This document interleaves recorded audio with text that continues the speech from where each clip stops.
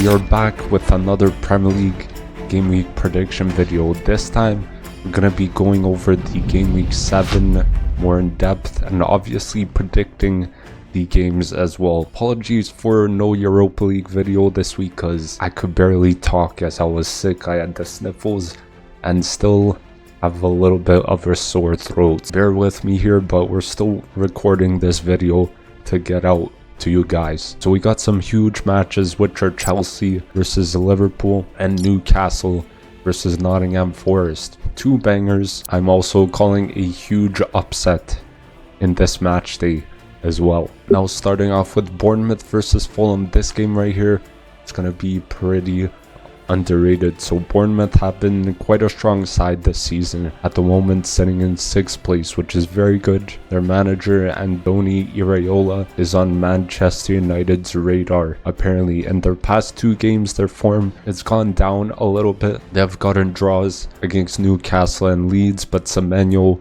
has been one of the standouts for them. Absolute baller he is. But Fulham have been a alright team so far. I believe they are pretty underrated every single year. Very well organized as well defensively. Great team. But although they lost 3-1 against Aston Villa last game, it was very rough, I would say. Kevin seems like a very exciting player, skillful as well, but Jimenez on some good form as well. So once Jimenez comes back, he's gonna be firing again, I feel like. But let's see how they do coming up against Bournemouth. So my prediction is gonna be a 2-1 win for Bournemouth. Now Leeds United versus Tottenham.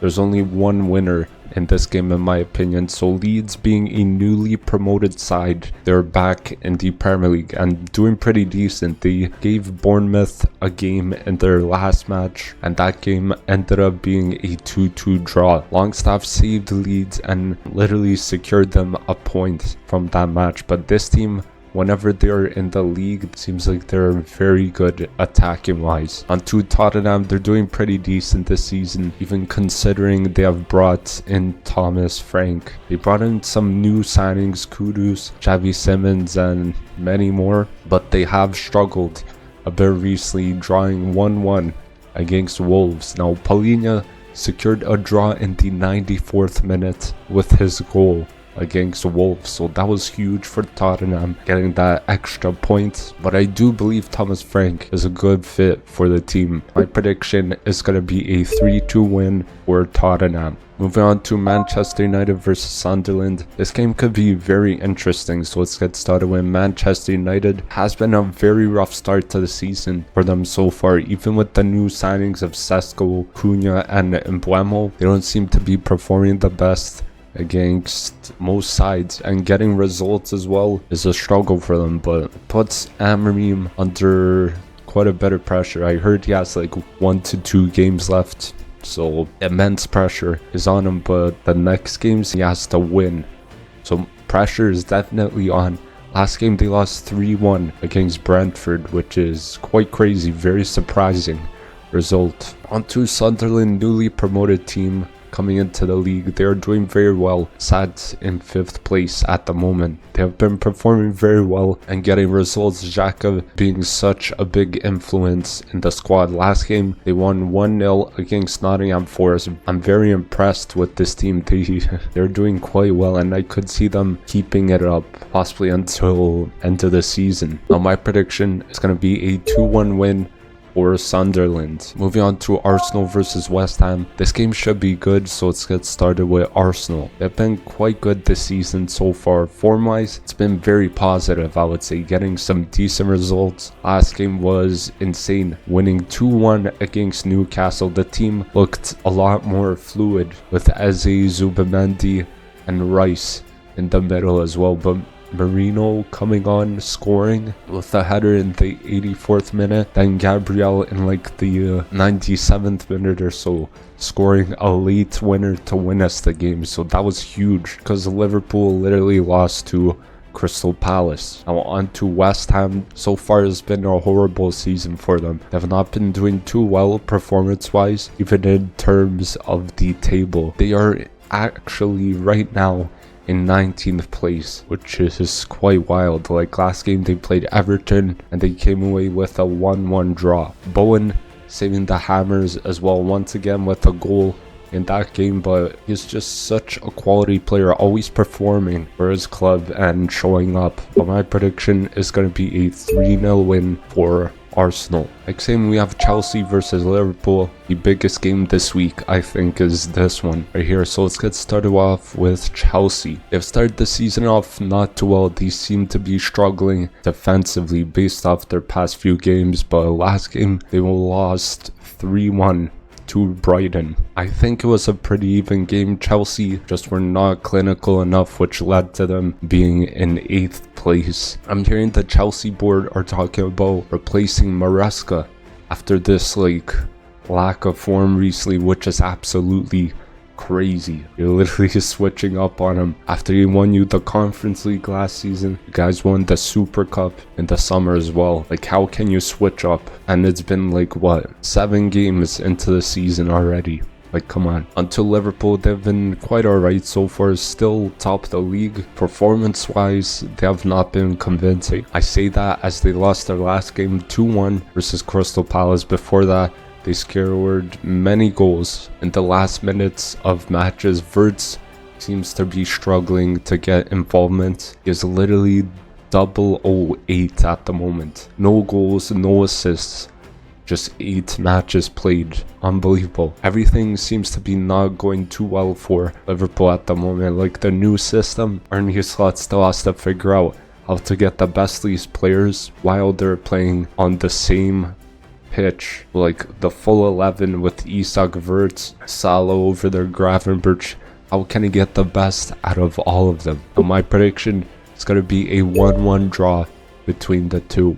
Moving on to Everton versus Crystal Palace. It's going to be one of the underrated games, so let's get started with Everton. I would say they have been good this season so far. Under Moyes, they seem like a more balanced side as well. The new signings of Grealish and Dewsbury Hall bring creativity into the squad, which was needed. Last game they played West Ham and they drew 1-1, which puts them in 9th place. While onto Crystal Palace, this club has been moving unreal recently. The only unbeaten team left in the Premier League, having 3 wins, 3 draws with no losses. They're 3rd place in the league as well.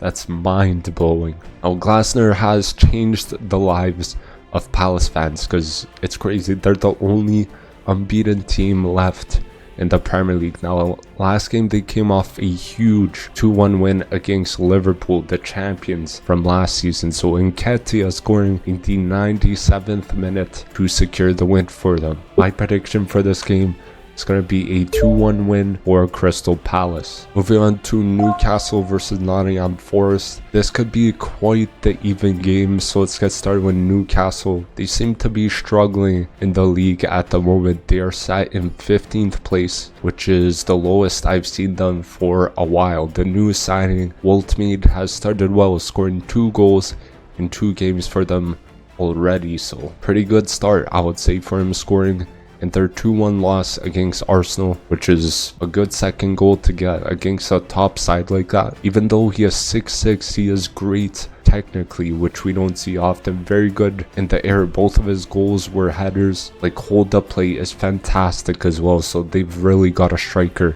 on their hands right there. Onto Nottingham Forest. Ever since Nuno Espirito Santo left, it's gone downhill. They are sitting in 17th place in the league table. They have appointed Ange Postecoglou as their new manager. So far, he does not seem to be doing that well, as they lost their last game 1-0 to Sunderland, which was very surprising. Elliot Anderson, it does seem like a very, very good talent. Even for England, he's showing up. He's getting called up to the England squad, so shows how big of a talent he is. So my prediction is going to be a 1-0 win for Newcastle. Moving on to Wolves versus Brighton.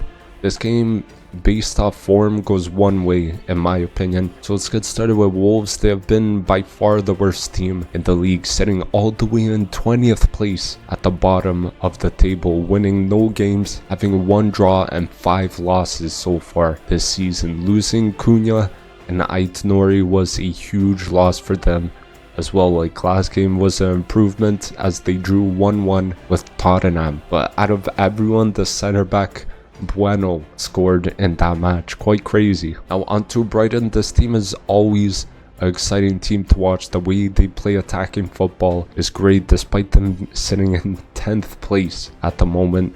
Last game they played Chelsea and they won 3-1, very surprising. Welbeck getting a brace in that match. Baleba being a young standout player in that squad as well. We saw Manchester United try to go after him this summer, but they were not successful. But my prediction is going to be a 2-0 win for Brighton. Moving on to Aston Villa versus Burnley. This game could actually be very interesting. So let's get started with Aston Villa. They have not been too good this season, sitting in 16th place at the moment, which isn't too good, I would say, but they have been building their form recently, especially since their last game. The last game they played Fulham and they won that game 3-1, which is huge. It was actually a draw at halftime, 1-1. Emery made some substitutions. Those substitutions helped them get 2 goals. But Watkins finally scored a goal after like 13 consecutive games or something. That's unbelievable. Now on to Burnley, newly promoted side, even though we have seen them in the Premier League before. It's been a rough start for them to the season, but at the moment they're sitting in 18th place, which is rough. The last game they got smoked by Man City 5-1. That's a big yikes right there, but I believe against Villa they could potentially get something